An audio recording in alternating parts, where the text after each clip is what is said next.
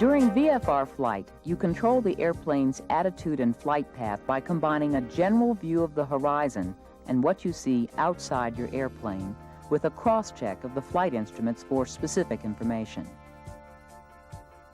During instrument flight, you rely completely on the flight instruments to provide all the necessary information. Now the Earth's horizon and your outside visual references are replaced by the attitude indicator, which gives you information regarding pitch and bank. Never intentionally fly into IFR conditions without first obtaining an instrument rating. However, developing your instrument flying skills will help you cope with an inadvertent encounter with IFR conditions.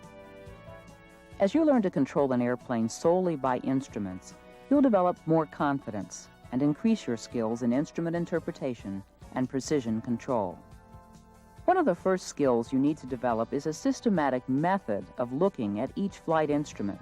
This skill is called scanning. The instruments included in your scan are the attitude indicator, altimeter, vertical speed indicator or VSI, heading indicator, turn coordinator, and the airspeed indicator. During your training, you will learn not to fixate or stare at one particular instrument, nor place too much emphasis on one indication. You will also discover that you cannot omit any instrument from the total scan. For example, if you're trying to maintain directional control by staring at the heading indicator and omit the other instruments, you might place yourself in a critical flight attitude. You can see that it's important to scan all of the instruments. Let's look at how to maintain straight and level flight by instrument reference. The objective is to fly a predetermined heading at a specified altitude. To help maintain the desired altitude, use the attitude indicator, altimeter, vertical speed indicator, and airspeed indicator. A constant power setting helps to simplify maintaining your altitude. The attitude indicator gives a direct indication of your general pitch attitude. Any changes in pitch, whether up or down, will be detected by the attitude indicator. The altimeter tells you whether you're at the desired altitude or moving away from it. For example, if your altitude begins to increase due to an inadvertent pitch change or a vertical air current, the altimeter indicates the change. But the altimeter is not the only instrument that tells you the altitude is changing. The vertical speed indicator also helps detect movement from the planned altitude. The VSI instantly indicates the trend of any altitude displacement. The actual rate of climb or descent, however, may take a little longer to register. Another instrument that indicates a change in altitude is the airspeed indicator. Once you've established a constant power setting, airspeed fluctuations signify pitch changes that will result in altitude variations. For example, if pitch increases, the airspeed begins to decrease. If airspeed increases, pitch has decreased and you will lose altitude. When you notice a change in altitude, you'll need to correct the pitch attitude to return to the original altitude. You should make corrections by referring to the attitude indicator and monitoring the altimeter to complete the adjustment back to level flight. As a general rule, if the altitude deviation is less than 100 feet, you should correct the pitch attitude without changing power.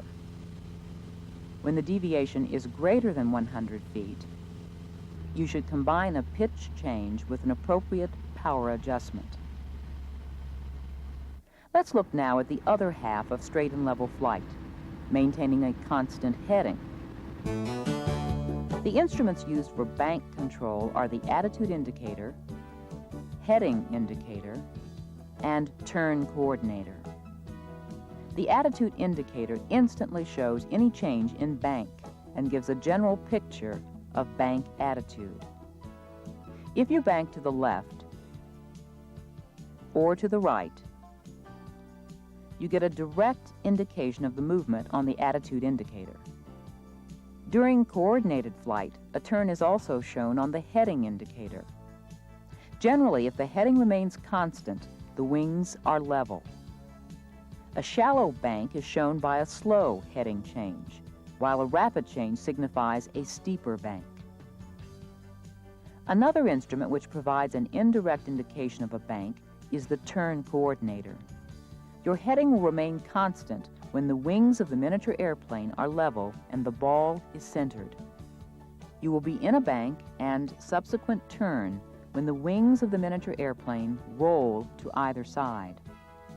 With an understanding of how straight and level flight is performed, let's look at how climbs are made by instrument reference. To enter a climb from cruise airspeed, you need to raise the nose of the airplane. Monitor the attitude indicator as you increase the pitch attitude above the horizon reference line. You must also increase power to sustain the climb. Do this either simultaneously with the pitch change or after the pitch has been established and the airspeed approaches the desired climb speed. When the airspeed stabilizes, trim the airplane. During a stabilized climb, any change in airspeed signifies that the pitch attitude has changed. To correct the pitch, use the attitude indicator. Your actual rate of climb depends on the density altitude, power setting, and aircraft weight.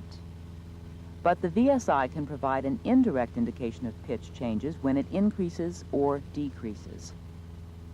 In a climb, you maintain directional control the same as in straight and level flight, with one exception. The ball in the turn coordinator is scanned to ensure that you are applying enough right rudder pressure. The level off from an instrument climb is performed the same as with outside visual references. As you approach your desired altitude, begin the level off by leading the altitude by 10% of the vertical speed. For example, if you are climbing at 500 feet per minute, lead the level off altitude by 50 feet. To level off, apply smooth, controlled pressure until the miniature airplane on the attitude indicator is aligned with the horizon reference line.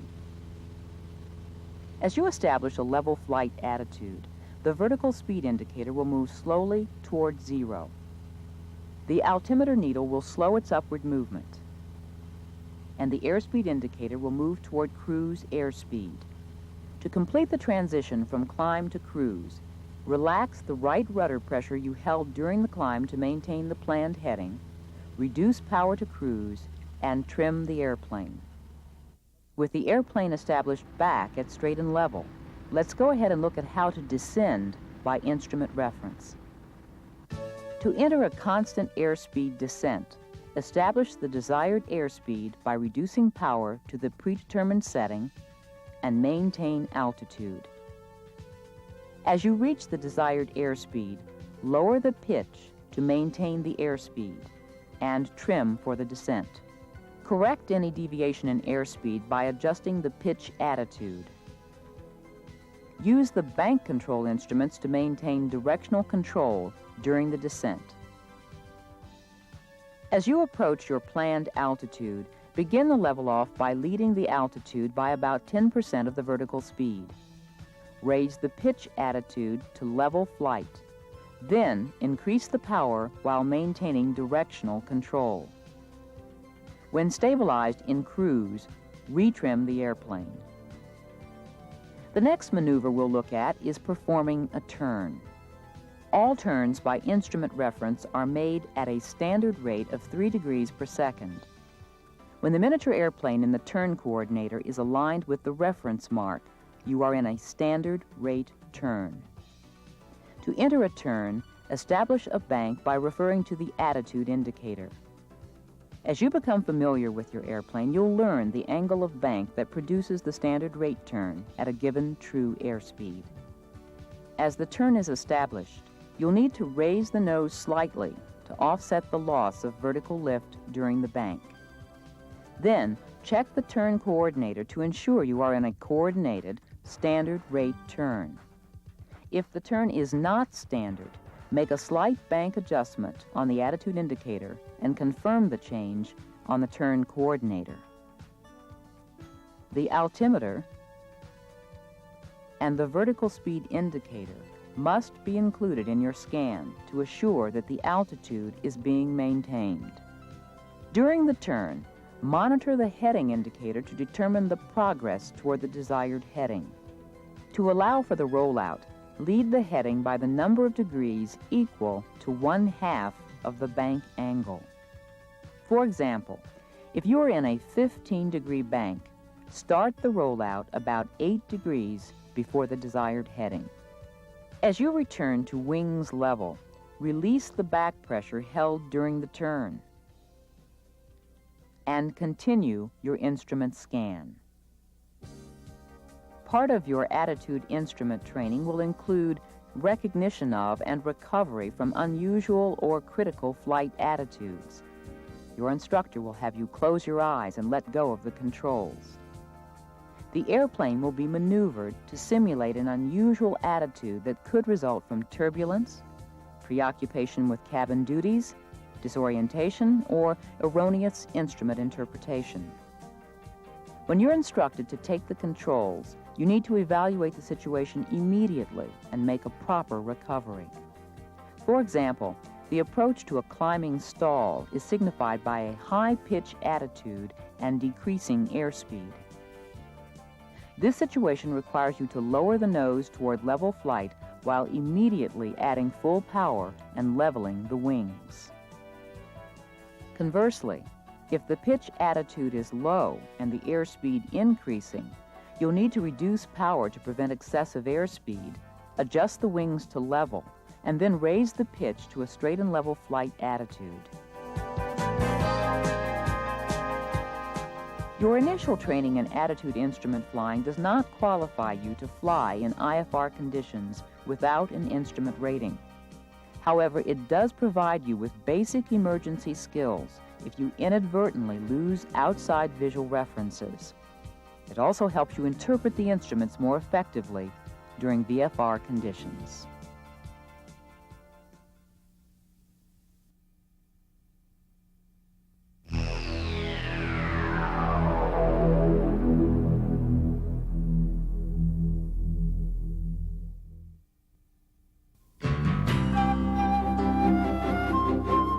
Night flying can offer some of the most exciting and enjoyable flying that you will ever experience. At night, there is usually less traffic. The air is generally smoother, and the communication frequencies are less congested. However, because your vision is less sharp at night, you need to pay close attention to numerous items when planning and making a night flight. Safe night flying begins with careful and thorough flight planning. Because of the visual limitations of night flying, chart references and the altimeter may be your only reliable means of determining altitudes sufficient for terrain and obstacle clearance. You should also have available the adjacent chart if your route of flight will take you near the edge of the sectional. By referring to the adjacent chart, you'll be able to identify distant cities or landmarks not found on the primary chart. Your preparation for a night flight should also include a complete weather briefing, including a study of the available weather reports and forecasts. When reviewing this material, it is important that you pay close attention to the temperature dew point spread. A small spread is a good indication of the possibility of the formation of ground fog. Because aircraft drift is very difficult to detect during takeoffs and landings at night, it's a good idea to also pay close attention to the wind direction and speed. Another important consideration is that under no circumstances should a night VFR flight be made under poor or marginal weather conditions. As you continue with your planning, it's recommended that you check the availability of airport lighting along your route of flight. This information can be found on aeronautical charts and in the airport facility directory. It's also important that you check the status of these lights by reviewing the pertinent notices to airmen. Once your planning is finished, you're ready to pre-flight the airplane. Remember that before any flight at night, you should allow at least 30 minutes for your eyes to adapt to the darkness. To ensure that you completely check the airplane prior to departure, use a reliable flashlight during your pre-flight inspection. You should also have a second, smaller flashlight in the cabin for reading or for use in the event of an in-flight electrical malfunction. As you conduct your pre-flight inspection, avoid shining the flashlight directly into your eyes. This could destroy your night vision, requiring you to readapt your eyes to the dark. Part of your night pre-flight inspection should include a check of all aircraft lighting. Besides assuring that the anti-collision lights are working, you must check your position lights, which are required by regulation for any operation between official sunset and sunrise. These lights help other pilots identify your direction of travel. When doing this, it's a good idea to tap the lens of the light to check for any loose connections. If the light blinks when tapped, the light should be fixed prior to departure. Although landing lights are not required unless the aircraft is operated for hire, most airplanes are equipped with one, and it should also be inspected. You should also check cabin lighting during your pre-flight to make sure the instrument panel is clearly visible. Once you have completed your visual inspection, it's wise to check the ramp area for hazards. Things such as tie-down ropes, chocks, and step ladders are more difficult to see at night, and a quick check of the surrounding ramp area could prevent a mishap during taxi. Before starting the aircraft, take some time to thoroughly familiarize yourself with the location of all instruments, controls, and switches. Fumbling for them in the dark can be confusing and dangerous. While cockpit organization is important at all times, it's especially important at night. Knowing where everything is located will make it easier to find your computer, sectional, or even a pencil. One way to keep from losing essential items in the dark is to use a clipboard or map board to fasten charts, navigation logs, and other essentials in a known location. As an additional aid, be sure your sectional is open to the proper panel and your route of flight is clearly visible. During an engine start at night, use extra caution. In addition to the normal call-out of clear, turning on the position lights or momentarily flashing other aircraft lights will alert others in the area. Before taxiing, especially at an unfamiliar airport, you might want to request taxi instructions. Then, when ready to taxi, turn on the taxi or landing light. Because taxi lights do not cast very wide beams and illumination to either side of the aircraft is limited, taxi speeds should be slower at night. When approaching another aircraft, be courteous and turn the landing light off, if safety permits. This will avoid temporarily blinding the oncoming pilot. As you're taxiing, if there is ever any doubt about where you are or how to get somewhere, don't hesitate to ask. It's also important to remember that when you receive a runway holding or hold short instruction, you must read it back to the controller. Answering with your call sign or Roger is not acceptable. Before taking off, it's important that you conduct a thorough run-up. Since it's not as easy to detect an unintentional forward movement at night as it is during the day, it's a good idea to use the parking brake. By carefully completing all of the items on the checklist, you can detect potential problems which might arise. Before taxiing onto an active runway for takeoff, you should carefully check the final approach course for aircraft. At non-tower airports, it is recommended that you do a slow 360-degree turn in the same direction as the flow of air traffic while closely searching for other aircraft in the vicinity. After ensuring that the final approach and runway are clear of other traffic, you are ready to taxi onto the runway for takeoff. It's important to note that during night operations, ATC will not issue a clearance to taxi into position and hold for intersection departures. During a night takeoff, the runway center line and runway lights provide visual references for directional control. As you begin the takeoff roll, maintain directional control by selecting a reference point down the runway, such as the point where the runway lights appear to converge. Having fewer reference points at night can make it more difficult to establish the proper climb attitude, especially over sparsely populated areas. Therefore, you should use your flight instruments to help establish the proper attitude. As you gain altitude, more distant highways, cities, and lighted areas may become visible. On a clear, moonlit night, it may be possible to determine the outline of terrain and other surface features. Flying at higher altitudes at night will increase your visibility for pilotage, radio navigational reception, and gliding distance. However, you need to consider the existing weather and oxygen requirements at these altitudes. Scanning at night is another important consideration. Although an aircraft's position lights enhance the see and be seen concept, you must not become complacent when scanning for traffic. Unless a conscious effort is made to separate an aircraft's lights from stars or the lights of a city, conflicting traffic can go unnoticed. One way you can help other pilots to see your aircraft is by turning on your landing light. In fact, the FAA is encouraging all pilots to turn on their landing lights when operating within 10 miles of any airport, regardless of the time of day. Another thing that can be very difficult to detect at night is changing weather conditions and cloud formations. Typically, the first indication of flying into marginal weather conditions is a disappearance of stars or lights on the ground.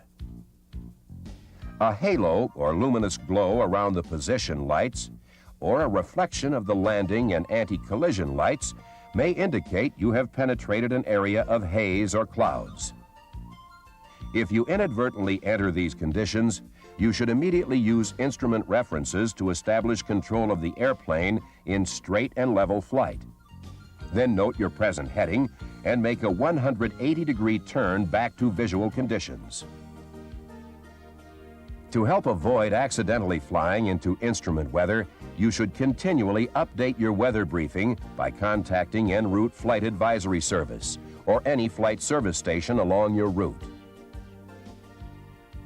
Your concern for changing weather conditions should be combined with careful planning for emergencies. If you need to make a forced landing, finding a suitable field presents special problems. The nature of the surface and terrain is difficult to see, even on a bright moonlit night. Although highways may provide places to land, you need to be aware of the possibility of power lines that are often located along and across them.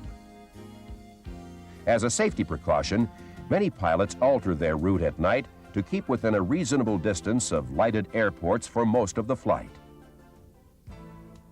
When approaching an airport at night, it may be difficult to identify the runway layout until you are almost on top of the airport. For this reason, you should fly toward the airport beacon light until the lights outlining the runway are distinguishable. To fly a traffic pattern of the proper size and direction, the runway threshold and runway edge lights must be positively identified. Once seen, the approach threshold lights should be kept in sight throughout the airport traffic pattern and approach. To conclude your flight, the same landing procedures and techniques used during the day are also performed at night. However, runway lights, airport lights, city lights, and the airplane's landing light may create illusions not encountered during daylight. Thus, speed, altitude, and distances may be more difficult to judge. If glide slope information, such as a VASI or PAPI, is available, it will help you maintain the proper descent attitude. By carefully monitoring your flight instruments and power setting, you can help to ensure a smooth approach and landing. You should practice night landings both with and without the landing light to enable you to make a safe landing in case the light fails. Although special consideration is needed at night, proper preparation and flying techniques will help to make flying at night a very enjoyable experience. Your ability to go from daylight to the night environment will not only add to your airplane's usefulness, but it will also increase the pleasure you receive from flying.